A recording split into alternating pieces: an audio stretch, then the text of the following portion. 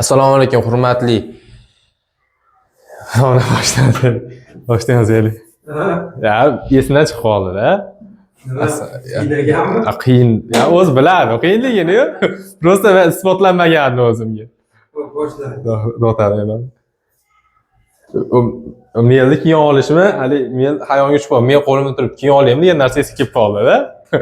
Men haqiqat qo'limda turaversam, keyin olaymi? Farqi yo'q-a? Bo'ldi. Assalomu alaykum. Hurmatli kuzatuvchilarimiz, men Mahkam Hamidullo Leader School maktabining matematika fani o'qituvchiman. Ya'ni Quvadagi Leader School maktabining sizlar bilan bugun 3 xonali sonni 11 ga ko'paytirishni o'rganamiz. O'tgan darsimizda 2 xonali sonni 11 ga ko'paytirishni o'rgangandik. Ya'ni o'zlaringni yaxshi ko'rsatib, kommentariyalarda javoblar to'g'ri yozinglar. Manfaatli bo'lgan bo'lsa xursandman. Endi bugun 3 xonali sonni 11 ga ko'paytirishni o'rganamiz. Ya'ni qaraymiz. O'tgan safargi misollarni eslab olsak agar, bu yerda eslab olamiz. Qisqacha, misol uchun 43 ni ko'paytiramiz 11 ga. Ya'ni 4 va 4 ni boshiga 3 ni oxiriga yozib olardik. O'rtasiga bo'lsa 4 va 3 ning yig'indisini yozardik. Ya'ni 7, 473. Bugungi misollarni tushuntirishi ham xuddi shunga o'xshagan. Ya'ni 3 va boshidagini boshdagi raqamni boshiga yozib olamiz, oxiridagisini esa oxiriga yozib olamiz. Endi o'rtasiga nimalar yozamiz desanglar, o'rtasiga 5 va 2 ning yig'indisi nechi? 7.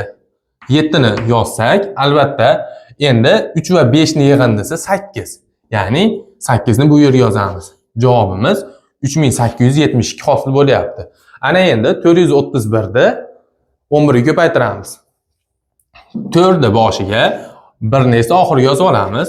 O'rtasiga bo'lsa 3 va 1 ning yig'indisi birinchi, 3 va 1 ning yig'indisi 4 va 4 va 3 ning yig'indisi 7, ya'ni 7 4741 hosil bo'lyapti bu yerda bizda. Endi 547 ni 11 ga ko'paytiramiz. 5 raqamimizni boshiga 7 ni esa oxiriga yozib olamiz. Endi o'rtasiga 4 va 7 ning yig'indisi, ya'ni 4 va 7 ning yig'indisi 11. 11 bo'lsa 1 ni yozamiz, 1 dilda chiqib ketadi. Endi 5 va 4 ning yig'indisi bizda 9 hosil bo'ladi va 1 dildagi bilan 10 hosil bo'lgandan keyin 0 ni yozamiz, 1 ni esa 5 ga qo'shib olamiz. 5 ga 1 ni qo'shsak, albatta bu yerda bizda 6 hosil bo'ladi.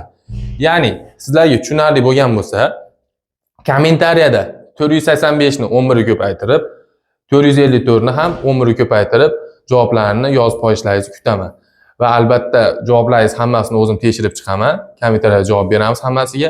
Bizni qo'llab-quvvatlashni davom ettiring. Kommentariya hamda layklar bilan qo'llab-quvvatlashni iltimos qilaman va bizni yo'qotib qo'ymasligingiz uchun kanalimizga obuna bo'ling. E'tiborlaringiz uchun rahmat.